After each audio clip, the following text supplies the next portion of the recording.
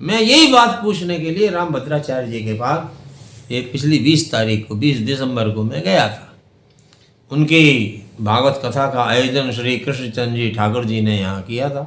मेरे पास आमंत्रण आया तो मैं गया। मैंने सोच रखा था कि मैं जा करके और मैं अपनी इसी शंका को और राम भद्राचार्य जी के समक्ष प्रस्तुत करूँगा। मैंने वहाँ उन लोगों से अनुमति ली, स्वयं राम भद्राचार्य जी ने अनुमति दी कि हाँ बोलो।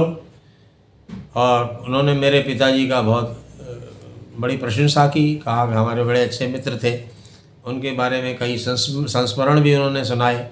और मुझे उनका आदेश भी हुआ कि मैं एक ऐसा आयोजन करूं जिसमें उनको आमंत्रित करूं, तो वो हमारे पिताजी के संबंध में अनेक संस्मरण सुनाएंगे, जिसे मैंने स्वीकार भी किया। और मेरे निवेदन पर कि मैं कुछ बोलना चाहता हूं, उन्होंने अनुमति दी। मैंने कहा कथा के अंत में बोलेंगे, बोले नहीं अभी बोलो।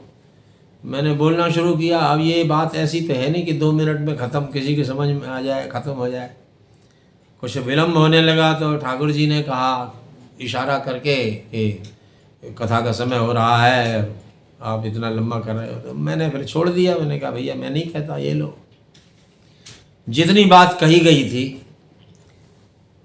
उसी का खंडन उन लोगों ने फिर शुरू किया। स्वयं राम भद्राचार्य जी, ऐसा लगा जैसे उन लोगों ने ये समझा कि मैं ये कहना चाह रहा हूँ कि आपने वहाँ जो सुप्रीम कोर्ट में वेदों का प्रमाण देने की बात कही है वो गलत है, आपने वेदों का प्रमाण नहीं दिया।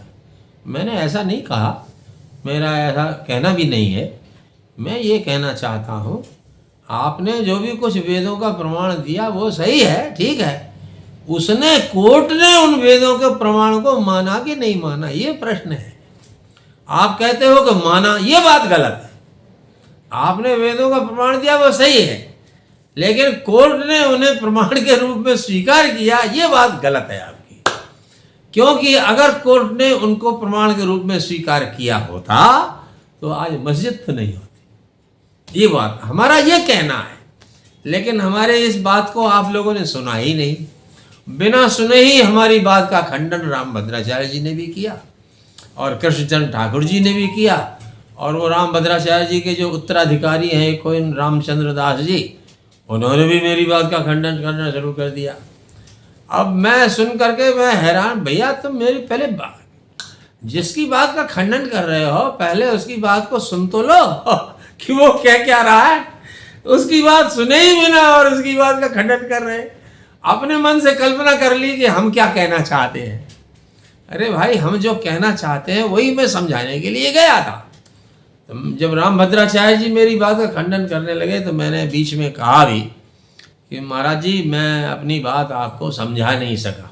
अब मैं कहना तो ये चाहता था कि आप मेरी बात समझ नहीं सके, लेकिन अब मैं ये क्यों कहूँ, बड़े आदमी हैं, ऐसा कहना उचित नहीं है। तो मैंने ऐसा ही कहा कि मैं अपनी बात आपको समझा नहीं सका। उन्होंने तुरंत कहा कि मैं तुम्हारी बात समझना भी नहीं चाहता, ये उन्होंने कहा। अब बोलो, इतने बड़े आदमी, अपने यहाँ सूक्ति है बालादपि सुभाषितम। कोई एक बच्चा भी हो ना तो वो कोई अच्छी बात कहे तो उसको स्वीकार कर लेना चाहिए। मैं कोई बच्चा तो हो नहीं, मैं पढ़ा लिखा हूँ, इतना बच्चा तो नहीं हूँ कि मेरी बात को ऐसे हवा में उड़ा दो।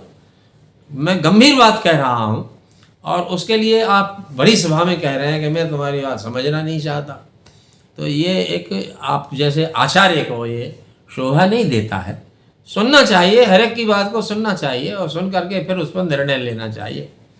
लेकिन राम भद्राचार्य जी से ऐसी मुझे आशा पहले भी नहीं थी और अब तो बिल्कुल ही समाप्त हो गई। मैं ये कह रहा था कि कोर्ट ने जो निर्णय दिया वो निर्णय आस्था के आधार पर दिया, और आस्था का मतलब होता है जिसमें कोई प्रमाण नहीं है।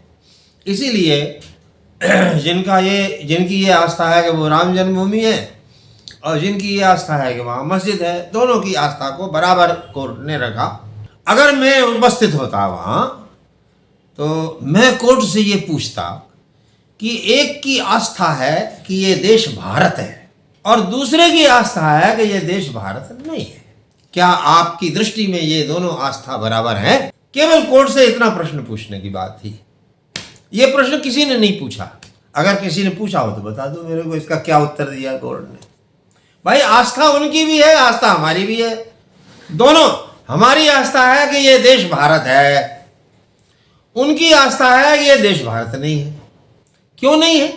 कि हमारी आस्था को जो ग्रंथ प्रमाणित करते हैं उन्हें हम प्रमाण मानते हैं। जो भी ग्रंथ पुराण आदि के हैं वे इस देश को भारत प्रमाणित करते हैं, हम उन्हें प्रमाण मानते हैं। वे लोग जिन ग्रंथों को प्रमाण मानते हैं, जैसे कुरान हुआ, बाइबल हुआ, वे ग्रंथ इस देश को भारत प्रमाणित नहीं करते हैं।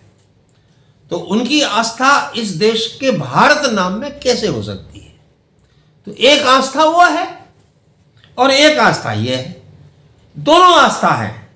लेकिन हमारी जो आस्था है वो प्रमाणित है, वो इसमें प्रमाण है।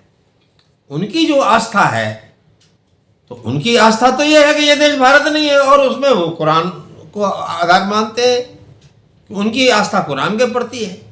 अब कोर्ट से ये पूछा जाना चाहिए था कि आपने जिस संविधान के पालन की शपथ ली है वो संविधान इस देश को भारत स्वीकार करता है। अब आपको इन हम दो आस्थाओं में से एक का निर्णय करना है, आपने तो दोनों को बराबर बता दिया। माने एक आस्था इस देश को भारत मानती है, दूसरी आस्था इस देश को भारत नहीं मानती है, और आपकी दृष्टि में दोनों बराबर है। ऐसा कैसे हो सकता है? तो अगर ऐसा है तो इसका मतलब यह है कि आपने संविधान के पालन की जो शपथ ली है आप उसका उल्लंघन कर रहे हो, आप उस शपथ का पालन नहीं कर रहे हो। क्योंकि जब आप दोनों आस्थाओं को बराबर, एक गाय को रोटी खिला रहा है और दूसरा गाय के गर्दन पर छुरी चला रहा है, दोनों कैसे बराबर हो सकते हैं? एक इस देश को भारत मान रहा है, दूसरा इस देश को भारत नहीं मान रहा है, क्या दोनों बराबर हैं? तो कोर्ट ने जब ये निर्णय दिया कि हम आस्था के आधार पर, संविधान आस्था के आधार पर बराबरी का अधिकार नहीं देता है। संविधान कैसे दे सकता है? एक पक्ष, जो पक्ष इस देश को भारत मानता ही नहीं है, संविधान उसको उसके साथ बराबरी का अधिकार कैसे दे सकता है जो इस देश को भारत मानता है? इसलिए कोर्ट का ये निर्णय जब हुआ, आखिरकार कोर्ट ने उसमें कहा होगा लोगों से। ऐसा तो है नहीं कि कोर्ट ने स्वतंत्र रूप से निर्णय ले लिया। कोर्ट ने सबकी बात सुनी, बात सुन करके क्रॉस क्वेश्चनिंग हुई, आपस में एक दूसरे से संवाद हुआ, तो उसमें कोर्ट ने ये बातें कही होंगी। तो जो लोग राम जन्मभूमि पक्ष के पक्षकार थे उन्होंने क्या कोर्ट से ये प्रश्न पूछा? नहीं पूछा। यही गलती हुई। मैं इस गलती को सुधारना चाहता हूँ। मैं ये चाहता हूँ कि जितने भी हमारी बात को सुन रहे हैं वो लोग इसको फैलाओ और इसको बहस का, विचार का विषय बनाओ।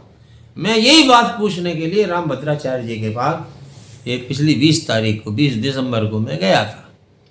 उनकी भागवत कथा का आयोजन श्री कृष्णचंद्र जी ठाकुर जी ने यहाँ किया था।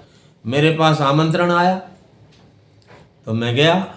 मैंने सोच रखा था कि मैं जा करके और मैं अपनी इसी शंका को और रामभद्राचार्य जी के समक्ष प्रस्तुत करूंगा। धर्म की आवाज चैनल को सब्सक्राइब अवश्य करें।